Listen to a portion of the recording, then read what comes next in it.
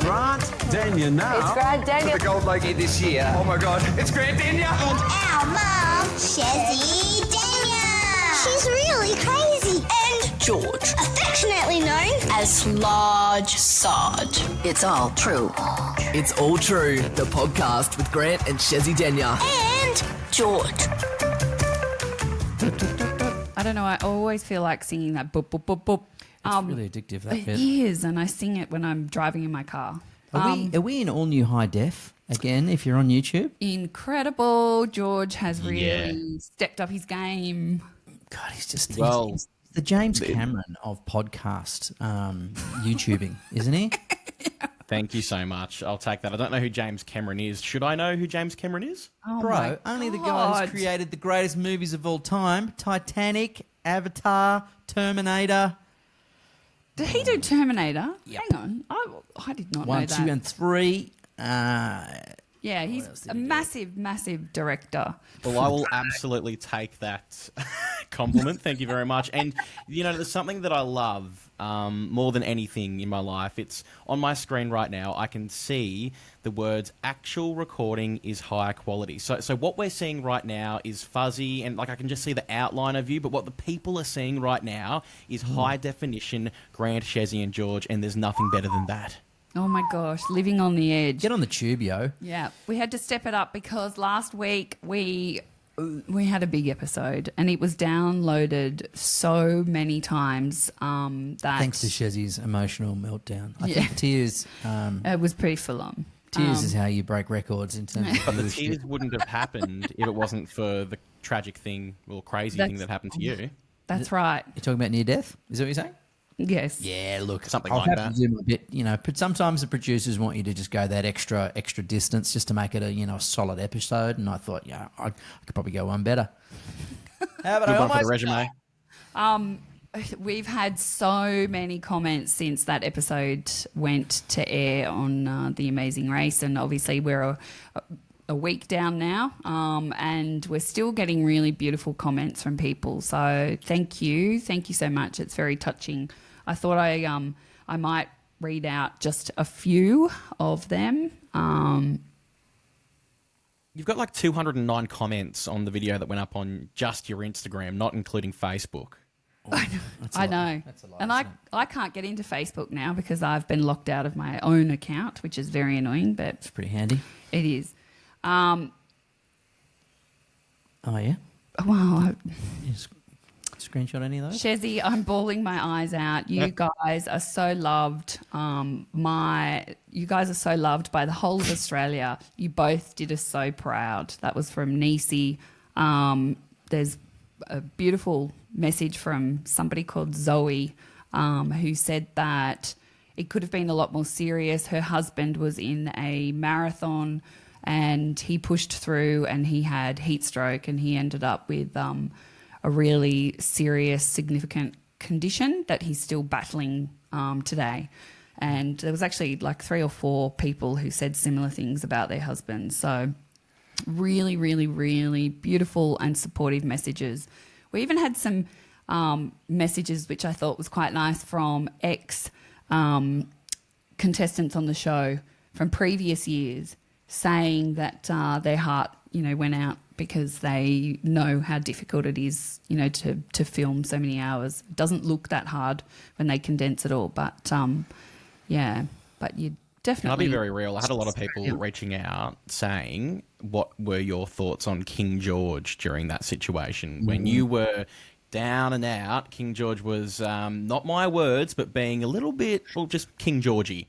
He was plotting and scheming. He saw my imminent death as a great opportunity to leapfrog us in the race, which goes to show how tenacious he is as a competitor, which is why he's won Survivor before. I kind of expected that, to be honest. No bad blood though. No real surprise. No, you kind of know what you're getting. The first time I met him, he didn't even shake my hand or acknowledge I existed. I saw him on the bus right before we recorded the opener to the show, and I said hello, and he said nothing back. And he looked out the window, and I was like, okay. Looks like He we're gonna really have a is like that off camera. I think he was trying to psych us out, or sort of assert some sort of, I'm not your friend. We're in a competition, and look, I'm not built like that, so it was a surprise to me. But yeah, a lot of people commented to me about how full on he is in the show, and we must admit, the things he was saying to his sister made us pretty uncomfortable. But as long as she was okay with it, Yeah, they seem like they've got an interesting relationship. So they seem like they're okay, just from what we know online since then. So yeah, they're all good. He's in it to win it. So I get that, and it's a big life commitment. You're taking 5 weeks out of your life to take on this show, and no one wants to bow out embarrassingly or early, and I did both. No, you did not. You didn't embarrass yourself. George, goes in it to win it, and I don't hate him for that. Like, although he saw me lying down and he was like rubbing his hands together, going, "You beauty." There's another spot up the ladder. He did genuinely look concerned when he was watching on. Yeah. Like, he really did. And I agree. wonder if maybe just the way that it was edited, if it made it look like, because he obviously, when he did his final interview, he knew that you were okay. Yeah. So I wonder if, he might not have said those things. Yeah, so the stress was out of the moment, right? Yeah. So he realised I was okay, and so, and you got to remember, I reckon about 2% of what we say is used in the show. Yes. So it's very easy for something to be skewed, and it's very easy for you to appear to be a certain way when that perhaps isn't how you really are. Yeah. So, of course, you hear about people who go on reality shows all the time saying they're on the receiving end of a bad edit, or they were made to be the villain. Look, there's a rule when you do a reality TV show. If you say it, they can use it. Don't say it, and then they can't portray you that way. But however, there is in some situations, just because sometimes in time they have to shorten everything down, that you appear as not how you were at the moment. Yeah, but okay. Well, Isn't it crazy though? Like, they got like a dozen teams, and they've each got a camera crew. Like that is, I struggle editing just our two-shot podcast.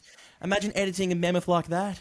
Well, I have no idea. There's how 11 they crew. There's 11 teams. There's 11 crew. There's extra crew at the challenges shooting, and there might be 4 or 5 challenges a day. There's GoPros. There's 2 to 3 in every tuk-tuk, all day, every day. So can you imagine getting back and having There is so months much. and months and months worth of footage to condense down into a lot of gigabytes. 10 one-hour shows. And not only that, they're all celebrities, so they're kind of used to performing on camera. So there would be extra material, I would think, than if you had just normal people doing it.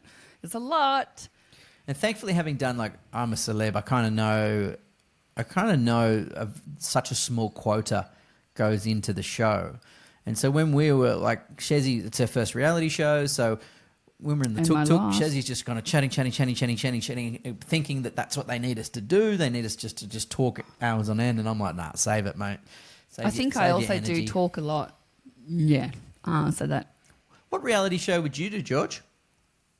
Oh, very good question. I think I'm a Celeb looks like fun, but obviously I need to get to the celebrity status. Maybe they can do like a normal people version of it, who can just go into the jungle and enjoy their time or survive it. SAS as well looks... Oh, no. I've changed my mind. Biggest Loser. What? Shed some kilos. Oh, Qualify, stop. buddy. Firstly, what looks fun about the Jungle Show? That I'm a celebrity. Oh, SAS. Yeah. Especially Well, that's SAS. my Yeah, what is it about Yeah. the The jungle show that challenges. you go, oh, that'd be cool? the challenges. I just like facing your fears and being put into scenarios that you not ordinarily would be put into. And yeah, you can kind of test yourself and see what you are capable of. Do you think that because obviously in India for us in the Amazing Race with the heat, it made it so difficult to do any challenges. When you're in the jungle, it's also quite hot, isn't it? And you haven't had any food. Doesn't that make it difficult? Yeah, you're genuinely starving. Like they just give you enough calories to keep your organs running. You know what I mean? So you don't have your faculties running. You know what I mean? You're not on all cylinders. You're only running at about 10%. So your mental capacity under pressure is really seriously diminished. Now they do that for a number of reasons. It's to kind of obviously it's to crack you. It's so that showbiz facade comes off. Yeah. Because you can't keep it up. Can't keep your guard up because you're being filmed around the clock, but you're so exhausted that you just don't have the ability to fake it. So then you see the real sides of people, which is kind of what everyone tunes in for, right? You want to see someone spit it. You want to see someone, lose it, yell at someone else, stuff up, swear, be honest, vulnerable, share an embarrassing side to themselves. And that only happens when you strip the layers off them. So it's a good mechanism. And plus, you will do things that you won't normally do because you're so empty that the challenges, the results depend on whether you eat or not. So That's a lot of that pressure ups too. the stakes. It's maximum pressure and intensity. So And some people can't deal with not eating. Some people can. Some people can't deal with not eating. So, yeah, I'm trying to think back to the people who I always think about Tom Arnold, who looked like he might have been detoxing from alcohol. alcohol, No, okay, well, because he looked maybe a few more things. right. He got really cranky, didn't he? Yeah. Yeah. And then He was, he was not coping well in there, and plus he wouldn't have known anyone in there, and he's lived a prestigious Hollywood life, and maybe it's coffee. You can't even have coffee in there, right? So your body's detoxing from carbs, sugar, coffee, fat. so wouldn't it be smart to detox from those things before you go in? Yeah, that would help, just so you don't get that real bad crash. Everyone comes down day 3. You have adrenaline for day 1. There's still an element of adrenaline for day 2. Day 3, you go, oh my God, we're in here forever. And then boom, everyone falls down. And you're in a big lull, plus your body's detoxing. That's a tough reality, that one. Don't some celebrities get some different sort of royalties? Like I know Shane Warne was allowed to smoke in his season, and Right. wasn't Carrie Ann allowed a few extra privileges too? I don't think it helped her. She's allowed makeup. I remember when I went in the jungle, who else? Freddie Flintoff, he was allowed to smoke. Yeah, right. I guess that's probably something you just can't cut out just straight away, right? So, yeah. Yeah, I don't know. Yeah, we were worried that we weren't going to get coffee on The Amazing Race, and so I tried cutting it back. And then when we were like packing our backpacks at the hotel, I remember I took all the sachets of the coffee sachets and I was like stuffing them in all the corners of my bag. And then we get to India and there's like coffee with every meal. Yeah. Coffee and tea with every samosa, and I was like, it was probably a little bit. She's carrying overdone. that much coffee. I was worried about going through border security. I thought she'd be like, we'd be busted in some sort of remote jail for importing coffee. I think the one thing that I did have a big withdrawal from was meat, because they're mostly vegetarian in India. Can I just circle back to what I was saying about The Biggest Loser? Now I'm not saying that I'm probably at that level potentially, but the only reason that I said that is because the only time I've been able to lose weight is when it was for content. So I did like a weight loss challenge for the radio. Oh, that's right. I've done a weight loss challenge for the podcast, and they're the only times I've been able to actually commit, because I know people are listening and watching, and they're watching every single move. So I think that'd be a positive experience if there was something like that. I think there's easier ways to lose weight than go on the I'm a Celebrity, get me out of here. Or the It works for me. The Biggest Loser was taken off air, wasn't it? Because it was no longer kind of kosher to I don't know why. put people through. Is that so? As in they were losing it too fast? or Well, it I don't was- think it's very healthy, and I don't know if not it's really painting sure. a good, picture long term, because it's very, I'm not sure. I never thought of it that way. There you go. So that's it for you for reality TV now, isn't it? Yeah, I'm Dunsky. I didn't think I'd You don't ever, wanna do ever it? do this many. I didn't think I'd ever do one. And then obviously Dancing with the Stars came along, and I was 2006 and hesitant to do it, but did it, and then it really changed my career. It was a wonderful gift. Never thought I'd do another one. So ended up doing Dancing with the Stars again. And then I'm a Celebrity, and now The Amazing Race. I'm like a professional reality TV show goer. So I'm looking at Grant's face. It's been a big day here, hasn't it? You're good? Yep. Yep. Grant's been out. He's been like Mr. Handyman, Tim the Tool Man, out on the tools outside and fixing fixing fences and fixing pumps and God knows what else around the farm. Yeah, feeling Being a like true farmer. Yeah. Found him very sexy doing all this outdoor work. It's funny how women only find you attractive when you're doing something for them. Yeah. What happens when I just lay there with no clothes on, seductively draped in front of the fire on the woolen rug? That's not enough. It's only if I'm doing the dishes, I was trying to think of vacuuming the something. floors, No, putting that's up not fences outside, That's trying not to true. defend our house from snakes. Yeah. No, you're the snake defender with your barbecue tongs. I still get so many people talk to me about that. That's so Sitting random. outside, no shoes on, trying to defend our house from brown snakes with your barbecue tongs. Which is not. I don't often go out and attack the snakes with barbecue tongs. I just want to put that out there.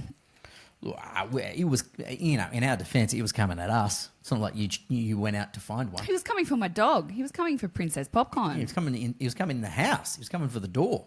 I saw a news story the other day with a woman whose little boy got bitten by a brown snake in Queensland. Actually, up near you, George. Yeah. Yeah. And he was lucky to live. They didn't know if he was bitten or not because he didn't cry. He was in long grass, and it was only that they saw a little bit of blood kind of running down his leg, so they got him into hospital straight away. Jeez, lucky. Small boy, thankfully they bandaged his leg up properly and didn't panic, because that is that's the big takeaway, I think, is not to panic and to keep them calm. And yeah, saved his life. Well, but someone did die the other day in Queensland, a bloke at a wedding. Oh, really? Brown snake was wrapped around his mate's leg, and so he tried to help get the snake off his mate's leg, and it bit him a couple of times, and he died. They also reckon brown snake bites. Sometimes you don't even actually feel the bite. Like, it feels like a scratch going across your bottom of your leg, and that's kind of freaky, because how many times do you feel like, a twig's just scratched the corner of your ankle kind of thing when you're walking through a paddock? I guess their fangs are so sharp, yeah, that you just... And they're so thin as well, so they're like pins. And do they strike and hang on, or do they strike and pull back? They strike and, well, they can get caught, on your pants or in your leg, depending on the angle. But usually they're very good at striking and putting the venom into you very quickly. So they will multiple strike. I've milked a tiger snake at the... Just like Reptile at park. home. Nah. In the shed. Just grab Just out him the and back. get a jar, put a bit of Glad wrap? on the top, get his head, boom, he strikes the top of the glass, and his fangs sort of go in through the Glad wrap, and the droplets sort of go into the glass. And they keep kind of massaging their head to keep the venom coming out. Were you surprised by how much venom comes out? Yeah, I was. I milked a funnel web as well. That's more fun because you kind of poke him with a little stick and he rears up, and then you can see the droplets start to come out of his fangs. So you just put the little sucker, it's like a little vacuum kind of needle, and it sort of sucks them straight out. So Why is that more fun?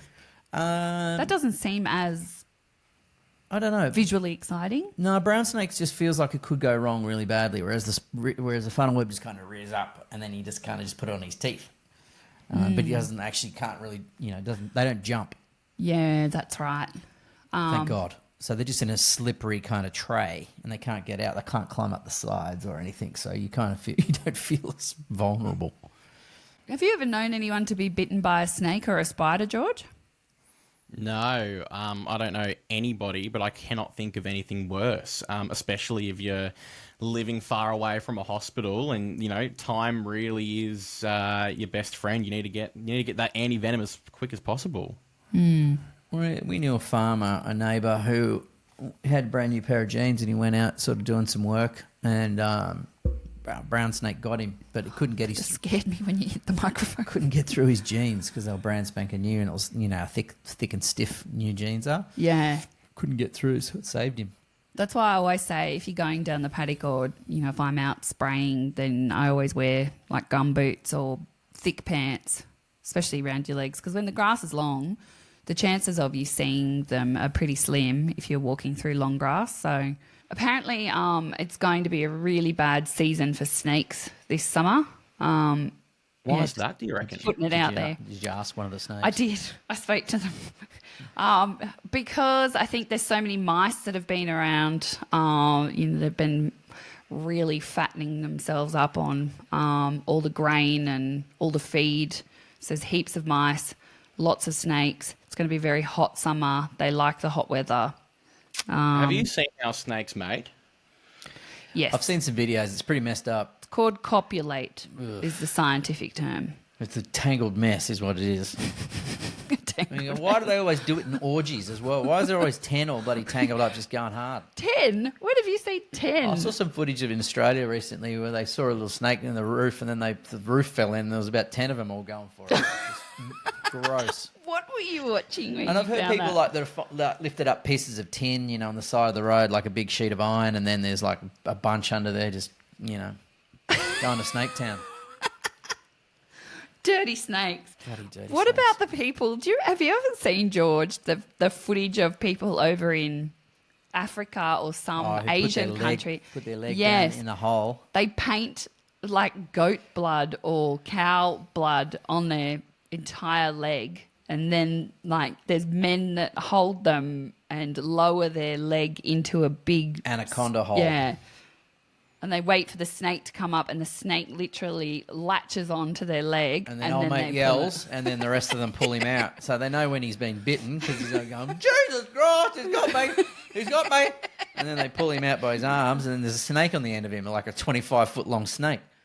They must be so bored over there to be putting their life on the line. Bro, surely there's a better way. Like, put a bit of meat on a stick or like on a rope.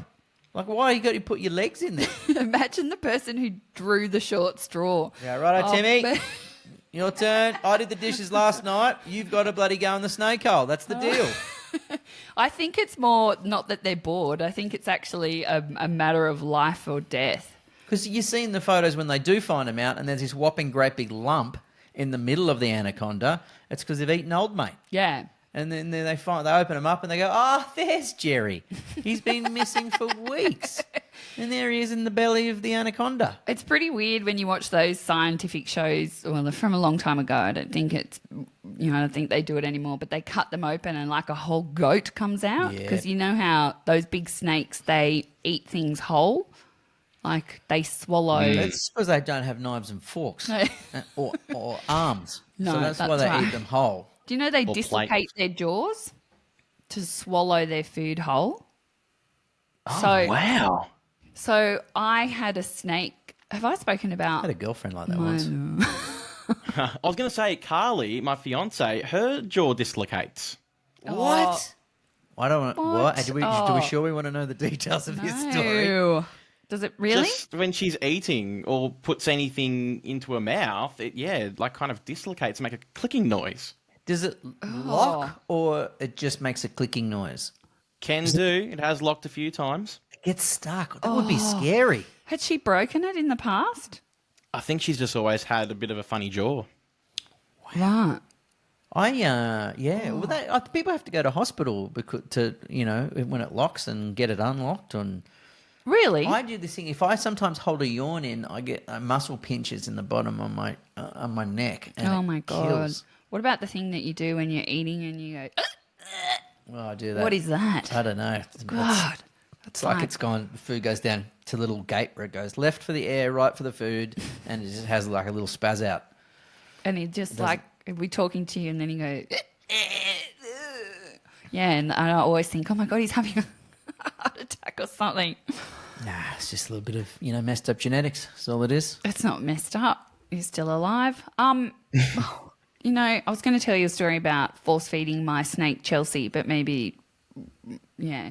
So I had a snake Chelsea. She was bitten by the rat. I may have even told this story. I had to end up force feeding her the frozen rats, and you have to like help them dislocate their jaw and then push the rat into their mouth. Yeah, it's really Was cool. that an enjoyable experience for you?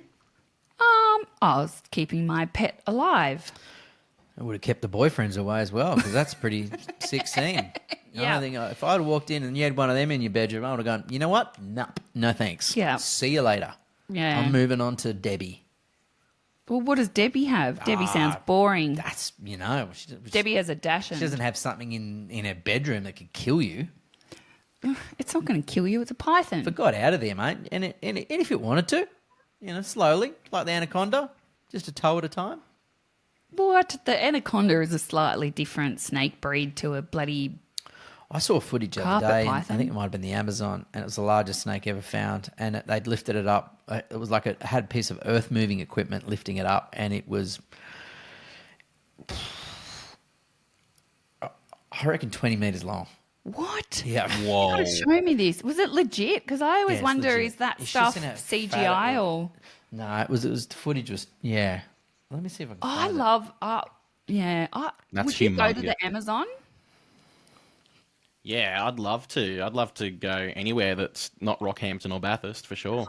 Do you know what? I was putting it out to the universe so much last Friday in every interview that I really need a holiday, in the hope that somebody would go, you know what?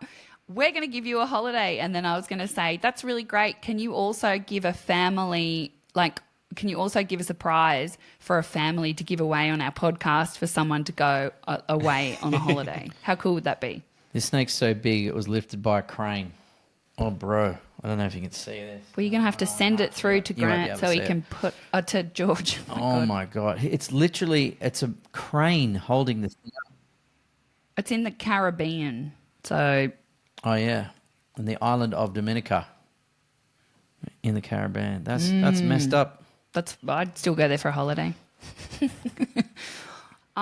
was Bathurst, 1,000 on the weekend. So Grant went up and did his part for the racing community. Didn't you? You had a great time. What did I do? Wave the flag? I think I just sat in the garage. I wasn't driving. I wasn't working for a team. I wasn't working on the telecast. I just went for the free shirts. And Free shirts and sandwiches. because we really needed them. And you got to speak to Michael Massey. Well, if you're a fan of the Netflix series Drive to Survive, which is about Formula One, and it's sort of the behind the scenes, you might be familiar with it. Michael Massey he's an Australian, and he was the race director for Formula One, and he controversially was involved in the deciding of the championship, the world championship between Lewis Hamilton and Max Verstappen. Lewis was in front. Max was a couple of cars behind. Michael Massey, under a safety car, moved all the rest of the cars out of the way. And Verstappen ended up being able to pass Lewis Hamilton to win the championship. But you don't normally move all the other cars out of the way under a safety car. What do you mean he moved all the cars out of the way? There were a couple of back markers between Lewis, who was leading, and Verstappen, who was might have been like fifth in the queue. Right. And second, third, and fourth were a couple of laps down. They just happened to be lapped traffic, just in the queue behind the safety car, separating first in the championship and second in the championship. So Michael Massey just decided to make it a really exciting finish to the championship. Let's get all those guys out of the way so 1 and 2 can just slug it out. However, Lewis Hamilton had earned that lead. He'd spent the whole time building that lead in the race. Max Verstappen came in and got fresh tyres. So now Michael Massey's moved everyone out of the way. So now you've got Lewis on old tyres, Max right behind him on fresh tyres. There's no way Lewis could do anything about it. So Max passed him, got the win, won the world championship. It was supposed to be Lewis's 8th world championship, maybe. Right. And then so it blew up. The head of Mercedes, was fighting with Michael Massey on the radio. It was part of the telecast. The whole world. We're talking 1 billion people watch this globally, so it's a big sport. It was a big decisive moment in world sport. How it played out, it was unbelievable to watch. It was a crazy moment in sport. But it was so controversial that Michael Massey lost his job. So Toto Wolff, who That is a cool name. it's a cool name, Toto Wolff. Toto Wolff. What? Toto is Austrian. He sounds actually like Schwarzenegger. That's right. I remember you saying that. And he owns the team, and they obviously protested and blew up, and Michael lost his job over it. So it was just, imagine the most controversial thing happening in a sport, whether it be soccer or NBA or NFL or AFL, that Michael Massey was in And it that was on moment, you. and it was and it was his call, it was his decision. So. So did you ask him about that? Yeah, I'd had a few sherbets, so I don't know if I was speaking very clearly. Sherbets, as in you've had a couple of beers. Couple of champagnes, couple as of you do when you're at the races not working or racing.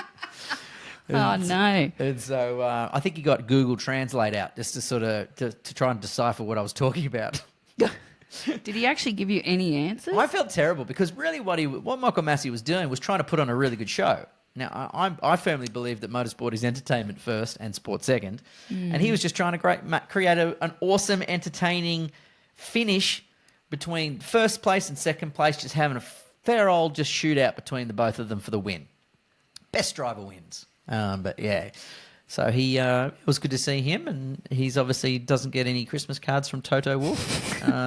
Does he? Is he employed somewhere else, or is that it? Yeah, I think he might be just coming out and doing a little bit for Motorsport in Australia or Motorsport Australia. So he can't Works get at a another local job. go-kart track.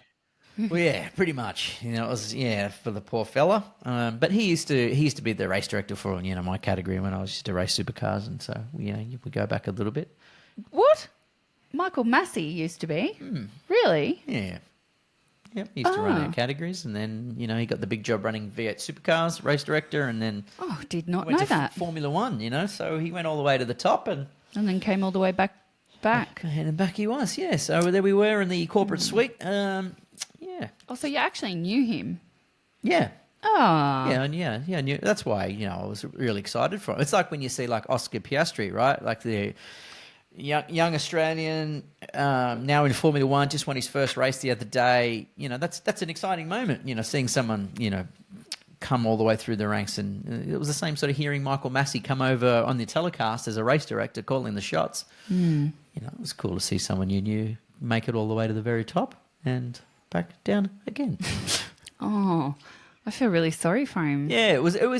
It's hard because you can't just say, can I call a friend and ask if this would be a good move or not? You have to make a call. Well, he received, death threats so much blowback. You usually think every single Lewis Hamilton fan absolutely hated Michael Massey because they feel he rigged robbed. it so right. Verstappen could win. But he didn't really care who won. He just wanted the best to win. But Yeah, he just wanted everyone who wasn't involved to get out of the way so that the two who are fighting for the championship can just have a nice clear run at it. However, like I said, Lewis had earned that gap and didn't put new tyres on. Verstappen did. Verstappen wins it. Why is Lewis Hamilton such a big name? Because he has, I think he would have equaled or beaten Michael Schumacher's world championship record. So it would have been the greatest, most championships of all time had he won it. He's dominated the sport, for the last decade. Do you think that he lives a really boring life? Yeah. Because to be that switched on, now I don't know, George, have you ever seen an F1 car go past you or heard the noise or? Do you get it much up there, up your way?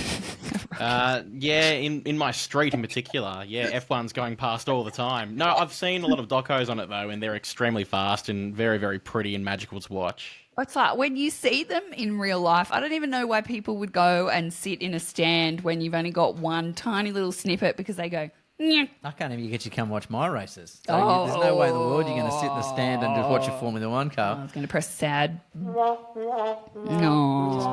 Grant, I always And come then when I and watch win your a races. race, I cross the line, I go, yay, Grant, good on you, mate, because there's no family there to cheer me on. I spray the podium just on other people's families. I spray the champagne on them because mine aren't there. Oh, You no. spray it on me. It's all good, man. Yeah, George would support me. That's because the time when you won your last championship in the last race, I was ready to have our second child, remember? What about all the races since then? Which ones? You name and I'll tell you why I couldn't make it then. No, but I did go to any that I could make because I'm very supportive. Hang on, are you saying you made a baby after a race? No, I'm saying that I was like 9 months pregnant about to have Oh, gotcha. Scout when you won That's the when I won a championship in it. championship. What about you? Or do you only just turn up just for the championship wins? You don't just turn up just for the races, I'm trying to think when you won the last race and I wasn't there. mate. But you finished on the podium in the last couple of Bathurst 6 hours. I was Bathurst there. 12 hour. I've been there when it's in Bathurst. I've always been there for the podium. You came early in the morning. I think you took all our chocolate, all our red frogs, and then you left. That's a boss move, though. That was another woman with blonde hair. No, how dare you? How dare I'm the only you bloke, say that? George, on the podium crying. Oh. Crying not because he's so overwhelmed with his emotions because of his victory, that there's no one there to celebrate it with him. You know what I And all your crap. red frogs are gone. Yeah. I'm having a sugar low because of the red frogs have been pulverised. That is such crap. I've been to all your races, you poo head. Well, I haven't been to all your races, all right, but I'm not going to go through all of them. Now I don't even know where I'm going. Oh, yeah. So, George, the F1 cars, they go... Can't get you to go camping. So I can't quick. get you Oh, to stop it. Can't get you to go water skiing. I can't get you to go snow skiing. I can't. How dare you? I went last year. You'll never go again. I went last year for a holiday, okay? For 7 days, I went with the family while they all went skiing all day, every day, and I stayed in the hotel with Sunday in a cast. Yeah, it was now, hell. you tell me that is not selfless. Yeah. Why didn't you go this year then? She's not a cast. We were filming The Amazing Race. I was bringing your body back from Delhi. At least you guys can do a podcast together and you can now talk about all these things that don't happen. Isn't it fun? Isn't it fun? What's fun? No, it's not fun. None of Podcast. this is fun. What are you talking about? I don't know. Shut up, you're being a poo head. I'm still thinking about my red frogs. Oh, my God. Well, how good are red frogs? God, they're the best. No, they've changed. Oh, they're incredible. They're no longer the you're same right. size. And the They're- flavour's not the same. Do you know they also got rid of fantales? Flavour's very generic now. What? Tadpoles now. Fantales are gone. They're off the market.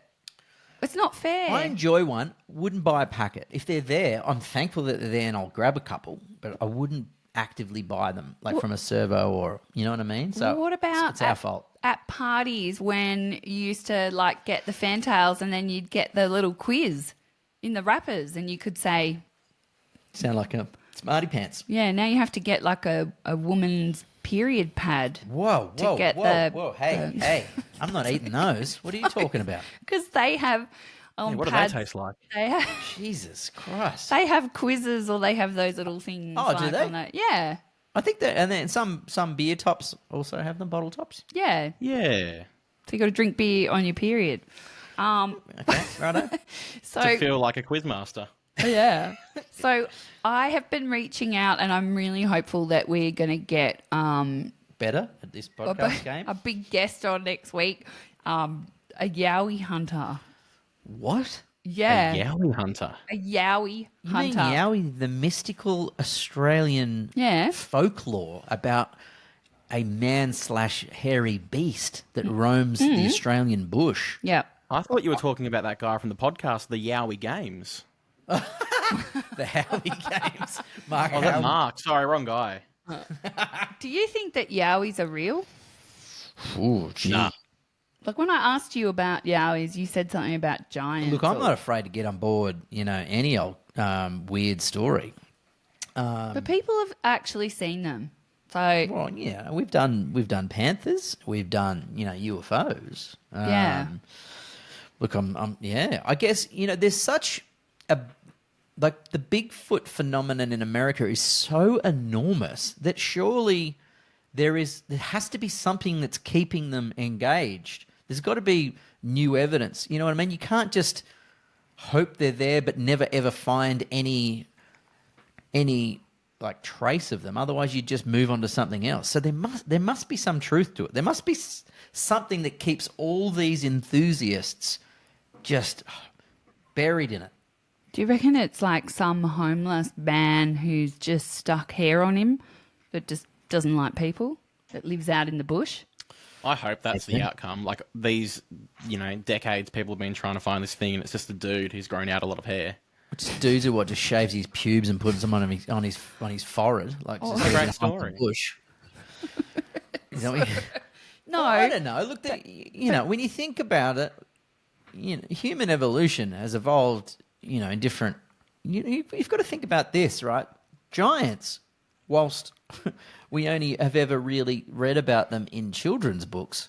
Like Jack and the Beanstalk. Yeah, or the BFG. Giants were a thing. Like giants, and not that long ago. Yeah, George, you probably don't realise. I was looking up a video on Native Americans, and there was a video there with giants, with the Native Americans Like talking video about footage and photos. There's photos. We don't. This is the thing, right? There's photos getting around. They're black and white, obviously, of people standing next to fair income alive giants, like real people who are, like 11, 12 feet tall. like not in the Guinness Book of Records. Robert Wadlow Yes, that's right. I is the remember tallest that. man in the Guinness Book of Records. Robert Wadlow. So he still is the tallest man. Well, he's dead, but yeah, no one's beaten him. But there are bones found all the time of people, a kind of human that is far, far bigger, like two times as big as us, maybe three even. And there's bones found all the time. And How they're do you also know all mentioned this? in like Egyptian hieroglyphs, and they go back. Every culture has stories about a taller version of humans. So it kind of sounds fantastical, but it's scientifically proven that they did exist. In what kind of numbers, we don't really know. But so whether the human race has kind of branched off at some point, and these superhumans, super tall humans were created, but no longer really exist. But you're right. The Indians used to trade with them. They used to write about it, and they used to tell stories about it. And the Aborigines tell stories about they about Yowies. They have Yowies in their storytelling as well. So That's so great. Mate, Do you know? who knows? Maybe. Well, hopefully we get some answers next week when we talk to Yowie Hunter Man. Yowie next episode, and a giant the one after, surely. Do you know Chrissy Swan, this has taken a real turn here, but Chrissy Swan said to me the most unknown thing about Grant is that he's actually very intelligent. And yeah. I don't even know that, so And I don't know if that's true. Do you know what? It never ceases to surprise me how much shit you know about shit. Like, I could raise any topic and Grant can just rattle off you gotta like he's an encyclopedia. Literally 6 months ago, if you'd have said aliens are real, people would have said you're crazy. Yeah. Right? Only 6 months ago. Definitely 12 months ago.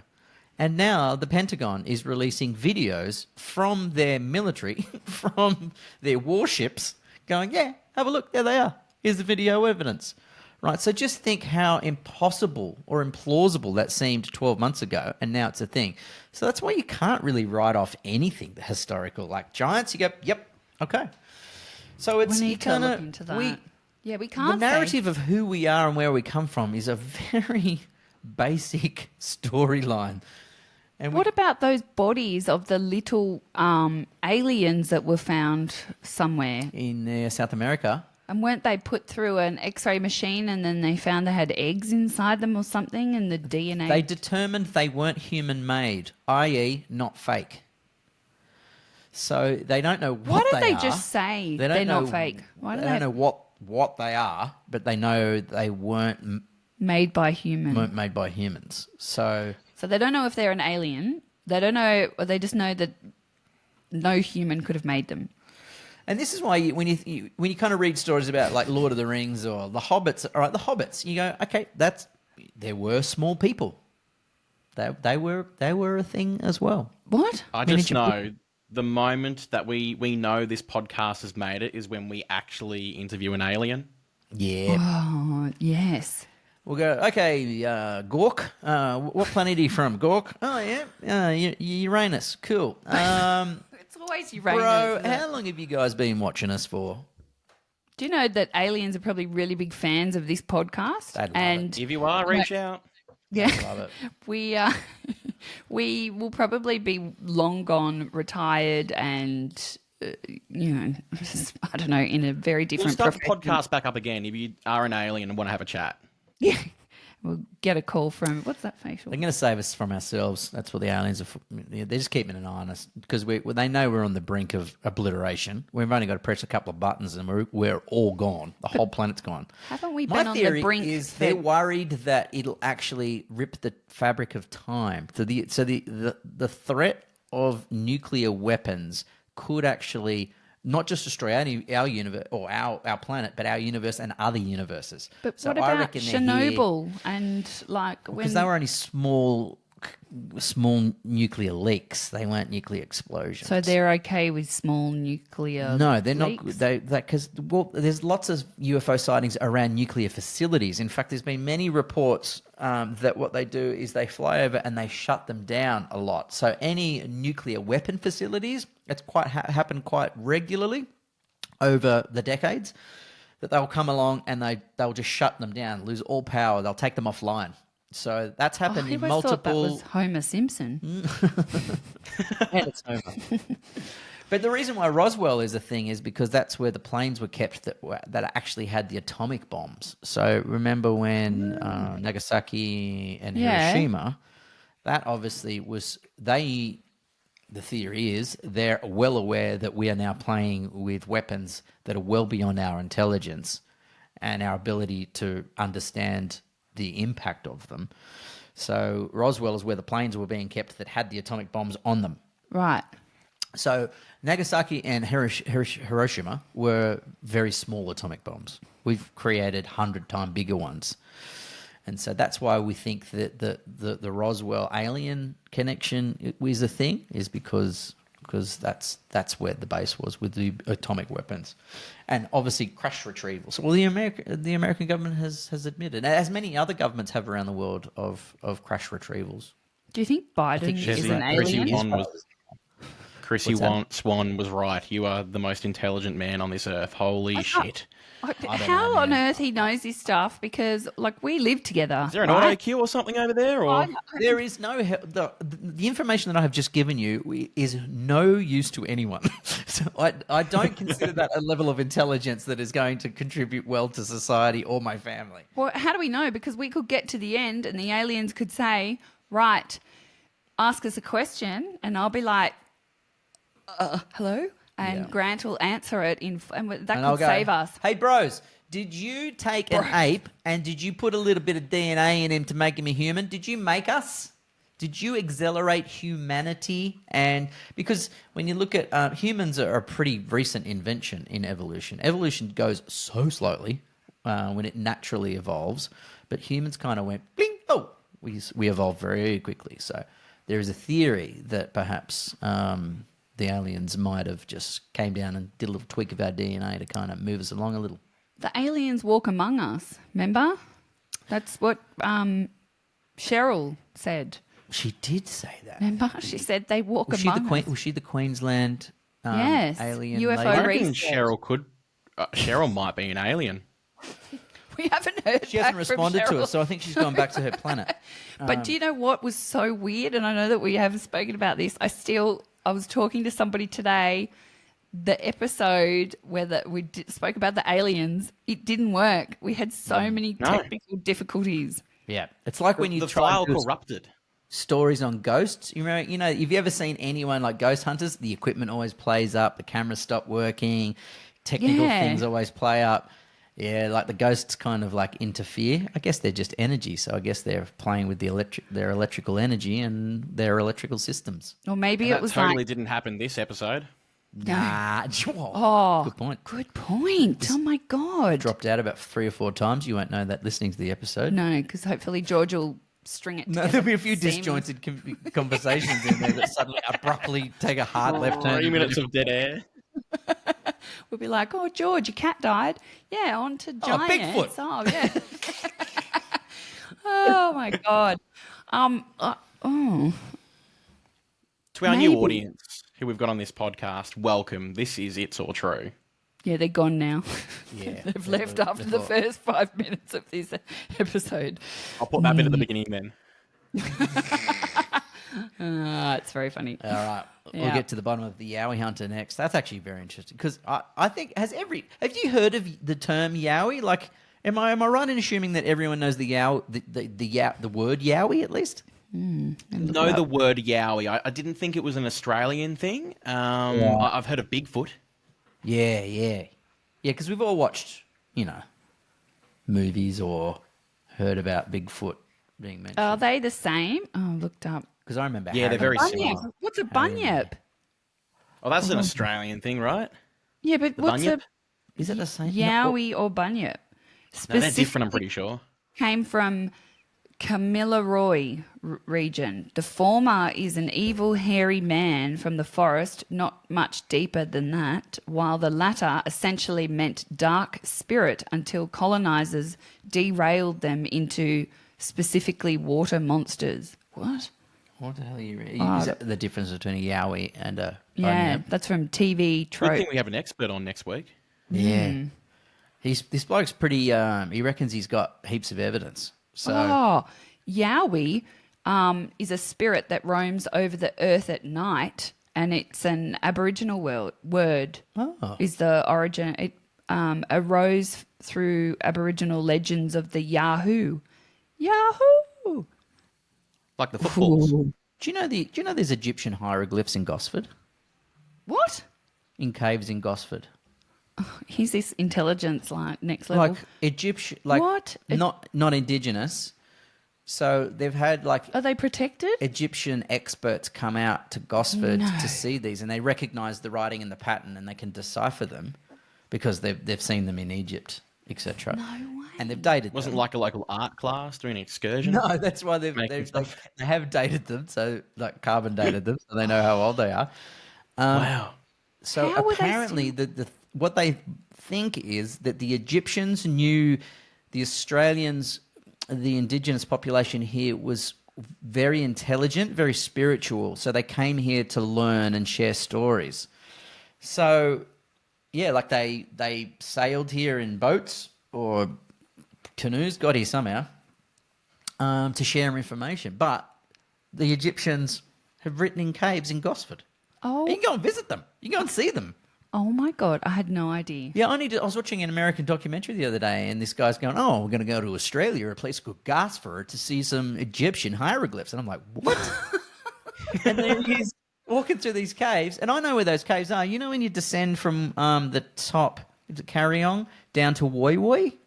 You know that road that goes through all It's the a real forest? windy road. There's a spot where you can pull over the side of the road where there's an indigenous art done in caves and in the stone on the Yes. ground. Yeah. That's where, a little bit around that area is where the Egyptian hieroglyphs are. Whoa. Isn't that sick? That is, I can't even wrap my head around that. So think How does about, that like, happen? because we go, this is well before white man ever came along, right? We're, like, who knows, hundreds of years.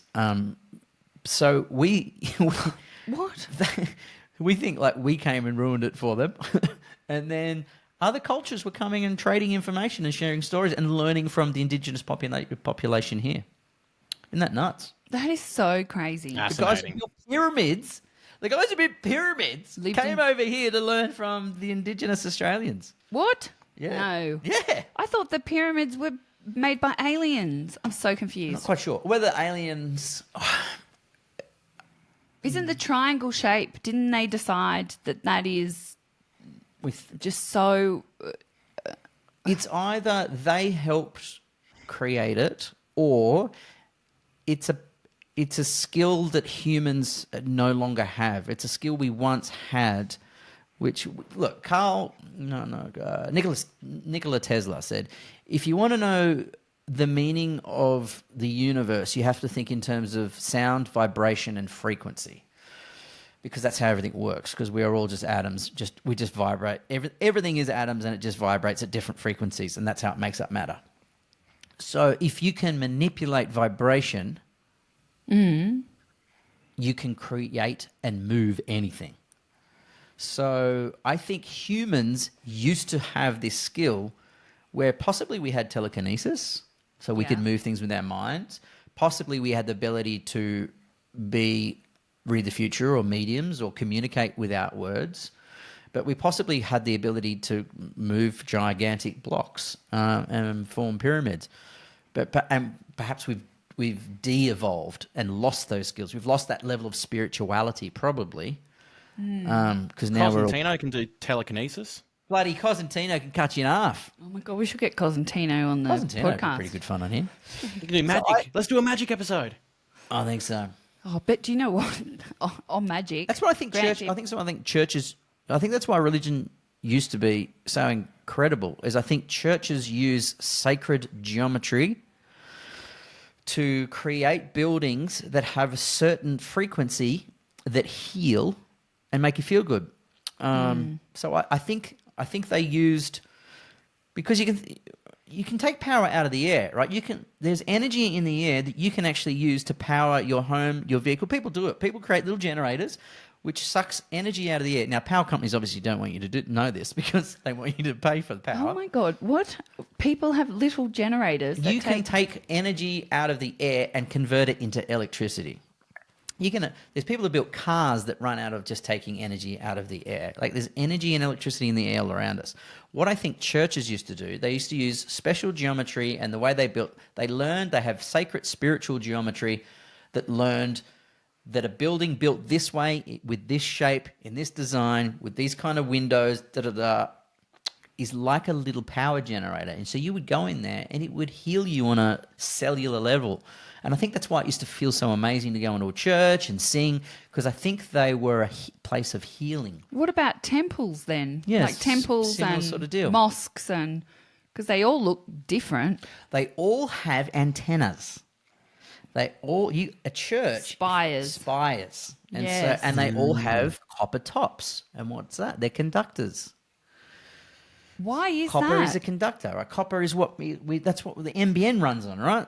Copper. Oh, crikey, that's why it keeps dropping out. But why why it have doesn't a work. copper spire? What does that do? Well, because it pulls electricity, it pulls energy out of the air, and it converts it, runs it through the buildings. So I think that just used to, I think it used to get us to vibrate on a higher frequency. I'm looking up You know what copper. I've just realised? We don't Grant. need to have guests on this podcast anymore. don't- We choose a Just topic ask- and I GD know. talks about it. I think churches use sacred geometry to create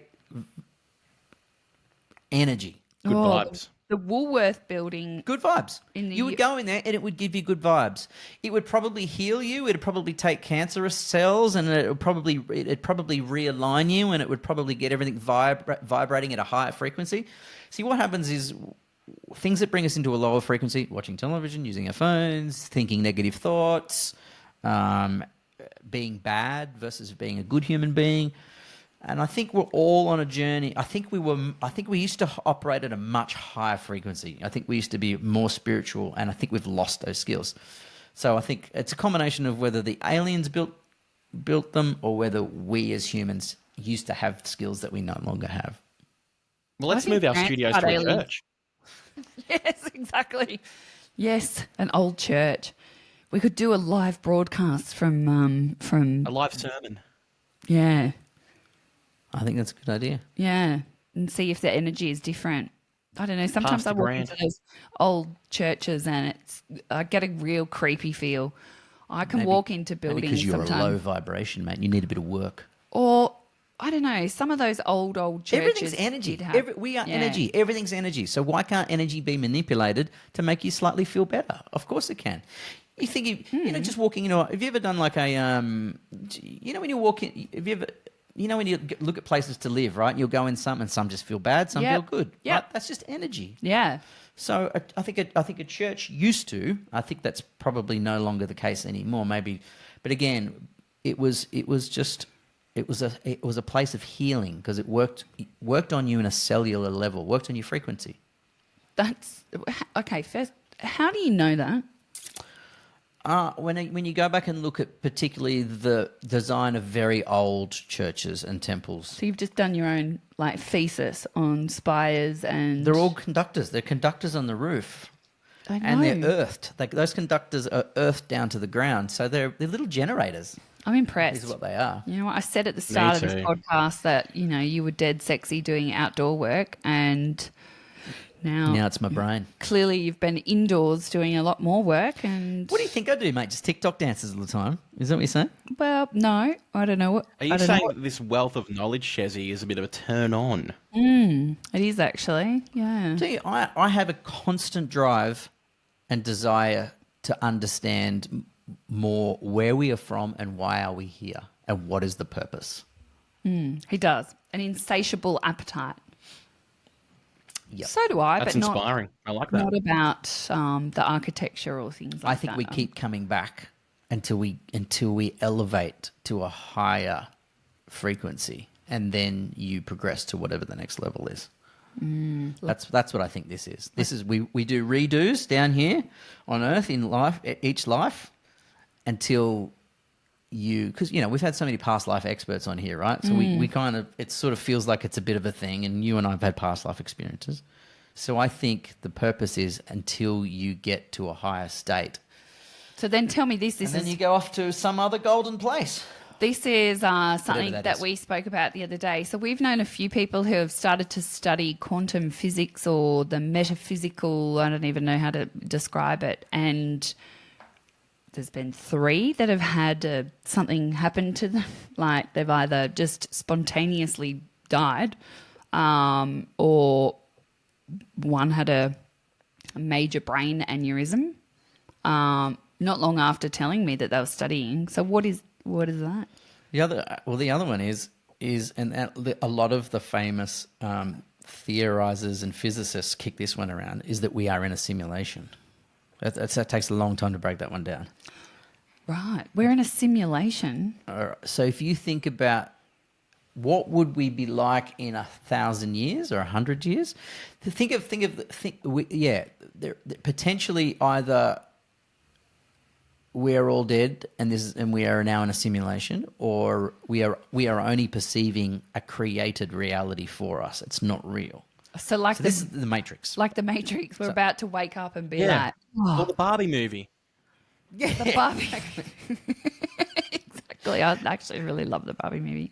Well, the Barbie movie kicks around a similar theory, right? It's yeah, But it's not real. yeah. I'm Ken, you're Barbie. Ken and Barbie. Ken and Stephen Barbie's all Hawking over. kicks- World's smartest man, he kicks this around.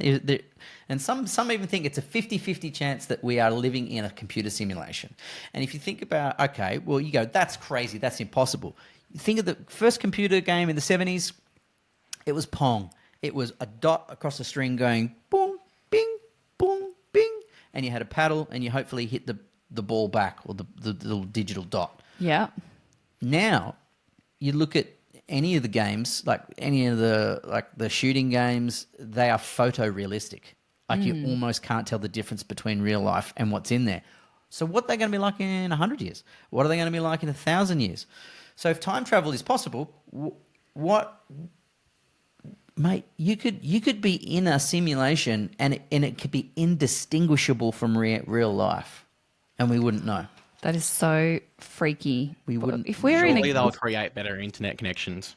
Oh, my God. And It's failed several times. why do we today. have to do shit like washing Yeah. if we're in a game? So if it's in a That's not- if it's in a simulation, yeah, why? But even the smartest minds in the world can't decide if we are in a reality or if we are in a fabricated simulation. Do you think maybe they've crossed over? You know those people who are really, really smart, but they're just a bit too smart? I'm talking the smartest people in the world, and they Well, who are these they people? kick it around all the time.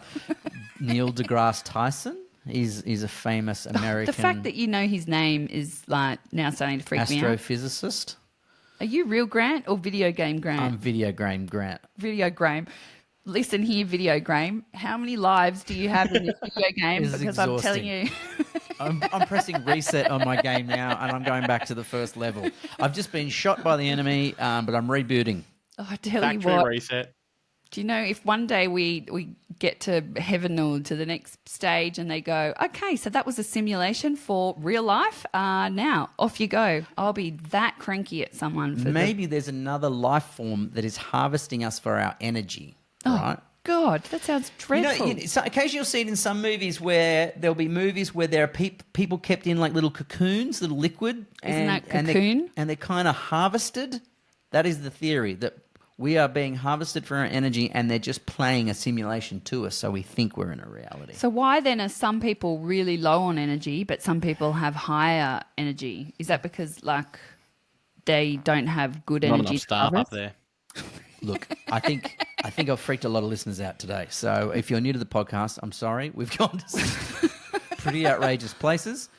Oh, look, I'm open to, discussing it all, but I can't keep up with the level of knowledge that you possess. Let me put it this way to you. I think you're alien. Your only job is to be good and do good things. Well, I'm And winning. and then life flows from there. I think I've just started a cult. Oh my God. Strap a I've been copper brainwashed. aerial to your head and go and love life.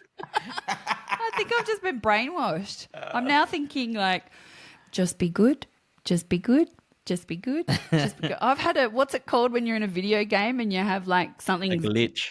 glitching? Just be good. I don't believe we're in a Just be good. simulation because I think because spirits are around us and lots of people see Yeah. them and experience that, it makes me think that there Yeah, I don't is think- another level to come after this. Or maybe another reality that's happening at the same time. And also, every culture prior to there being written word, they all tell stories of somewhere after here. You know what I mean? I think there's a deep spiritualness that runs through every civilization, no matter where they're from in the globe. The early versions of us as humans all have the same story of something. Remember happens after Flavia here said she that's went? higher. Flavia said that she went to the next level. Yep, And- that's right. She got she got a day pass, didn't she? Actually, you know Went to what? the next level. Yeah, we need to get Flavia back on. Because Yeah, do the 2024. yes, 2024. Yes, we had a guy. Because they say you're not. When people die and then they see someone and they go there and they go, no, you're not ready, and you're not ready. It's not your time yet, and then push it back down. That's a repeated story by many people who have died and then come back to life.